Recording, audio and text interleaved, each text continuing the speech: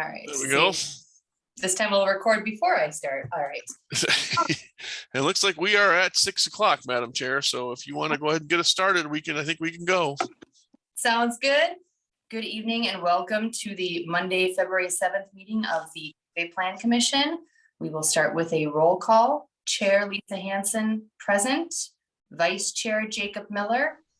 Present. Alder Court Pistax. She is on. Here. There she is. Yep. I'm sorry. Did you call my name? Yep. Just now. Yep. Just now.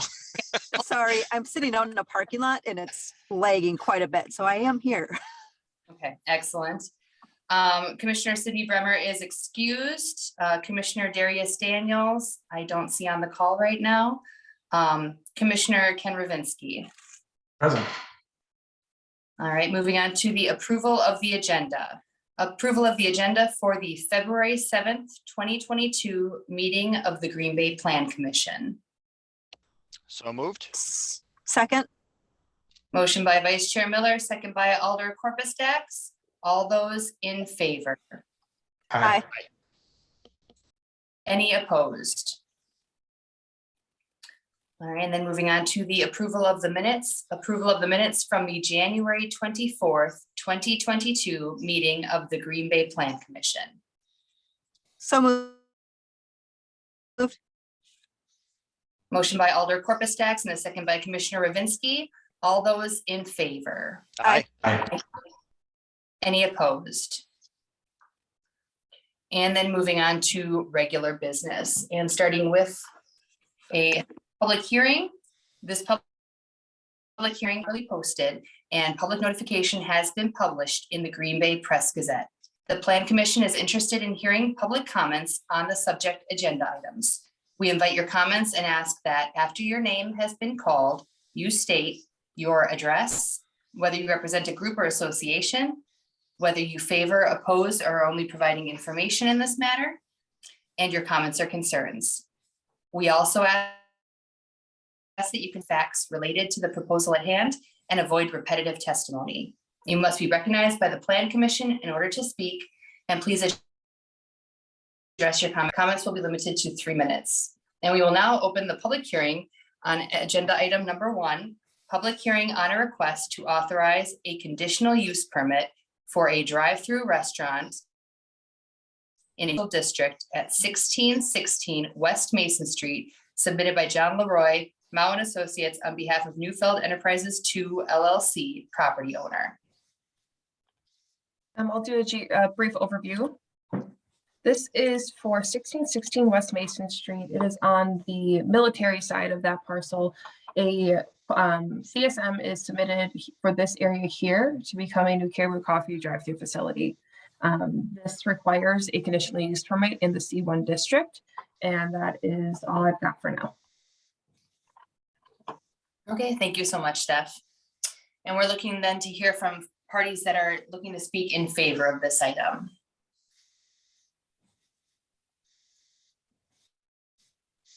Is there anyone wishing to speak that is in opposition to this item? And is there anyone wishing to provide information only? Is there anyone wishing to speak? Is there anyone wishing to speak? Is there anyone wishing to speak? Let the record reflect that no one came forward, and this public hearing is now closed. And moving on to the corresponding actionable item. Item number 2, consideration with possible action on a request to authorize a conditional use permit for a drive-through restaurant in a general commercial district at 1616 West Mason Street. Submit Mao and Associates on behalf of Newfeld Enterprises 2 LLC, property owner. Thank you, Madam Chair. I'm sure everyone's very familiar with this location. This is at the intersection of West Mason and Military Avenue, large parcel here. And there was also a development on the front side of this parcel that was at our last Plan Commission meeting. This area is generally all commercial. This law in particular is C1. Future land use also reflects a general commercial corridor for this area. The portion of the lot that we're looking at is on the Military Avenue side, shown here. Previously, just a parking lot, has most recently been used for an outdoor nursery for seasonal in this spot. This is where they're looking to do a development for a Caribou Coffee drive-through facility. So this is a site plan here. It's a little more faded than I would like, but the parcel line goes across here and down. So it does not have direct access to Military Avenue. The drive-through drive lane for that access is over here. So we do have a condition that there must be an ingress egress access easement recorded. They are doing their CSM right now and it's on the face of that, but we want to make sure that that's held throughout the entirety of the occupancy of this building, or else it would not have any direct access to the roadway. Also shown here, they have some parking stalls that would be dedicated to the facility. Drive-through would be along the building here, but they also have an outdoor walk-up window and a patio area on this portion. The site plan does not show the sidewalk connection out to Military Avenue, but that would be part of our standard site plan approval. So we will assume that that will be happening. Other than that, it's a fairly sharp looking development, pretty standard for the type of work that they do.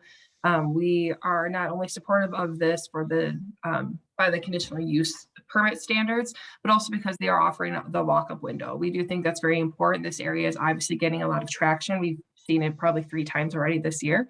So we want to make sure that people who are using this as a shopping center are able to walk from facility to facility.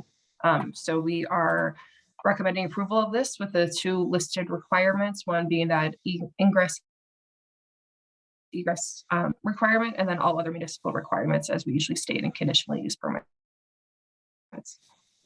Okay, thank you so much, Steph. Do we have any, it looks like we do have Commissioner Daniels with us now as well, so just wanted to put that on the record as well. Do we have any questions for staff or any concerns? Steph, you had said that the sidewalk connection to Military, you were assuming that would be on there. Is that something that is required, or do we need to put that as a condition? It's required and will be dealt with at the site plan approval, because it's a requirement that they would have to have that come out there. I'm assuming it was just an oversight, or this was just one of the preliminary ones. John's here, but I'm sure that it was just one of their preliminary site plans, not the one that was submitted for site plan. He's nodding. I'm assuming I'm right.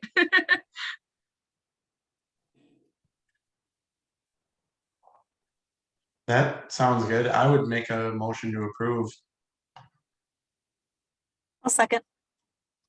So we have a motion by Commissioner Ravinsky and a second by Alder Corpus Dax. Do we have any more questions for staff or any further discussion? All right, hearing none, I'll go ahead with a voice vote. All those in favor? Aye. Aye. Any opposed? All right, and then that moves forward to the next city council meeting. Is that the 15th of February? No, it's the 16th this month. They have it on a Wednesday. What? Okay. I don't know. All right. I don't make the calendar. Just because of the election, there's a spring election on Tuesday. So. Oh, got it. Okay. All right. So then city council then for February 16th, which is not, okay. All right. And then moving on to the information director's report. Yep, just very briefly, staff is working on a couple of interesting things these days. There's always something. Dave Buck and Stephanie, I think, actually been both working on the PUD for the I-43 Business Park, Industrial Park expansion. That's coming along nicely. Excited to be bringing that forward here soon. It's kind of a look at, I think, doing some minor tweaks that I think are making it a little bit better compared to our previous iterations on that, to try to bring it up a little bit, allow a little bit more flexible in terms of like commercial uses and other things, to try to mix some of those in with the employment uses to kind of provide a little bit more, not just stick a bunch of employers out on the edge of town in the middle of nowhere and actually give them some services and some other things. So looking at bringing that forward, also preparing probably for the new tax increment finance district for that, as well as a couple other ones in the city in terms of the Old North neighborhood, certainly this area, possibly 1 or 2 other districts this year. So could be very busy with that. I'm sure most folks have seen the public market project that got got announced last week. We're kind of ramping up to doing helping some planning work, not only with the market themselves, the actual Old Fort Square building, but also the property that's immediately behind that building. A lot of that's mostly parking right now. About half of those lots are owned by the city of Green Bay, and about half of those lots are owned by the redevelopment authority. So we've actually entered into planning options on both sets of properties to allow On Broadway to kind of discuss not only the private sector development that might happen kind of immediately behind the market on that parcel, but really how to actually maybe make some other transportation related improvements and maybe do some things looking at, is it feasible to reconnect the street grid in that area? Some major utilities in that area. Again, give me a thumbs up. We'd like to see some things there in terms of, are there some options on really, so this is really the planning option, just kind of secure this thing. Hey, we're not going to do anything with this while On Broadway kind of brings forward their plans, and their developer kind of take a look at a couple things. So excited to see what comes of that. Back on the industrial front, I believe Mr. Newmeyer is working very diligently with Georgia Pacific on their expansion. I think their conditional use that needs to kind of come through for that. So that's hopefully coming forward here. I think at the next meeting, I think that's planned for that one's coming forward. So that's a pretty big deal, a $500 million expansion for Georgia Pacific. That's a pretty big deal. Obviously to have two of those happen, and really with Green Bay Packaging just completing theirs here within a last couple of years ago.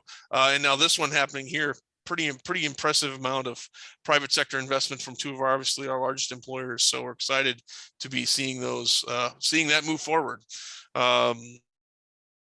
Also, we've got a couple interns stopping up here. We've actually got going to be hopefully getting some work started on our comprehensive plan. I think the one thing that's also really much relation to the item you had actually here this evening, looking at some of these infill lots and some of these large format retail uses, we're seeing a lot more interest in that coming forward. We're excited about that. There's some challenges. We're trying to figure out how to kind of bring those forward and make sure that the access rights are what they need to be in terms of public safety and other vehicles coming forward. But we hope that's a positive. We hope it's a trend that's going to continue, and we see some more of these developments starting to happen in some of these older, larger format, big seas of parking, and actually having that nice development lot here right on the inside of many of those areas. So hopefully those are going to continue as we go forward. So looking forward to getting some additional comments and review from this body as we kind of bring some of those forward. So with that, available to answer any questions if anyone has any.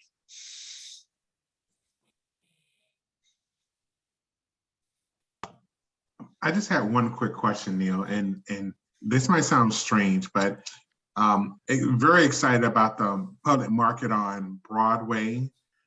Is still planned for us to have a market on Monroe as well as part of the apartment complex? Absolutely. Okay. Absolutely, Commissioner Daniels. Yeah, that's that market will still be proceeding on that side. Probably will be offering, I don't think there's going to be much overlap in between competition between the offerings. That now certainly we'll have to see in terms of what the concepts are for the market on Broadway. But the market on Broadway has a lot more of the, I think the more of the restaurant type of things than the anchor tenants that are going to be as part of that. I think if you saw One Barrel Brewing is going to be an anchor tenant. I think Voyager's Bakehouse is going to have a new concept there. I believe there's a seafood. I think it was West Coast Seafood which is going to be a very unique offering, I think, for there. So in addition to the smaller vendors and seasonal vendors as they go through, there'll be some overlap, I'm sure, between the two. But I think for our understanding of the market, that there's probably plenty of room for both of them to coexist, especially with the river between the two of them. So we're excited about that. And actually, I believe that the proprietor of the one on Monroe Street has actually reached out to the folks and on Broadway, and they've actually talked about how they're going to coexist. So I think they're actually actively kind of planning and working through that, which is a great sign. So we're excited for both prospects. Awesome. Thanks, Neil. And my last comment to Chair Hansen, sorry for my tardiness. I had a meeting that ran over, so I had to run home. Had you when we need you, DJ. Thank you. So you made it. So we appreciate it. Thank you. Yeah. All right. Well, thanks so much, Neil, for all of that. I was very excited about that public market when I saw that come out.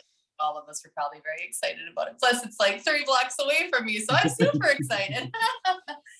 Yeah, so, all right, sounds good. Chair, I got a couple questions before we head out. Sure. I promise they're quick. So we're still down 1 member, I believe, right? We're still looking to fill 1 spot, 2? Are we 2? Yeah, 2. 2 spots. Yeah. Yeah, we're short Oof. 2. And I know Veronica had to run again, so I think we'll have some new members coming up soon, I think. That is correct, sir. I didn't know that about Veronica. Mhm.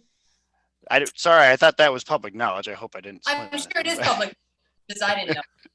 Yep, it's Fair public enough. knowledge. Well, we're sad to see you go, Veronica. I don't mean to speak for everybody, but I think we'll all miss you. Well, you know, I I could guess come back as a commissioner. You know, that's Oh, true if you like Are us you? that much. You guys heard that? You guys all heard Somebody that? make- Motion to approve. Yeah, there we go. I Yeah, could come back as a commissioner.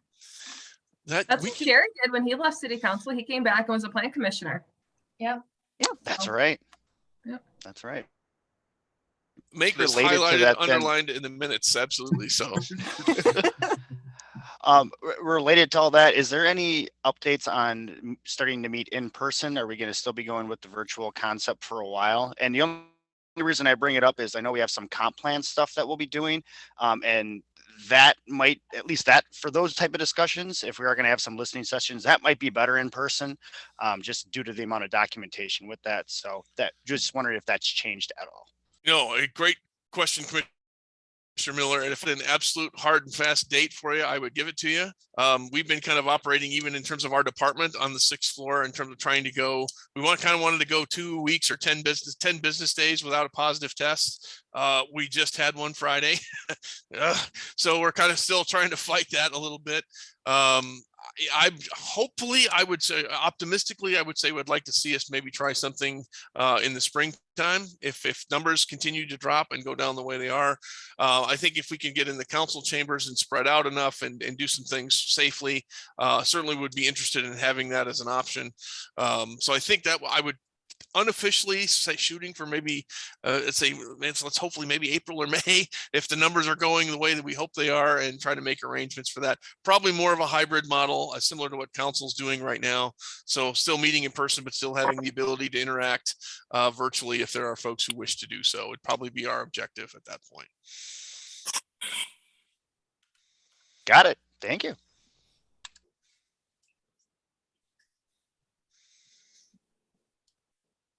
All right, well, it looks like adjournment is next up on the board there.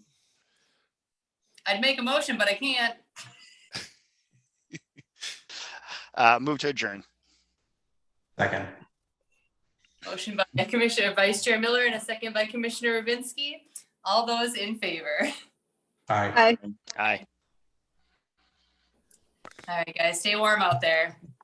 Thanks, everyone. everybody. Bye. Night. Bye. Bye.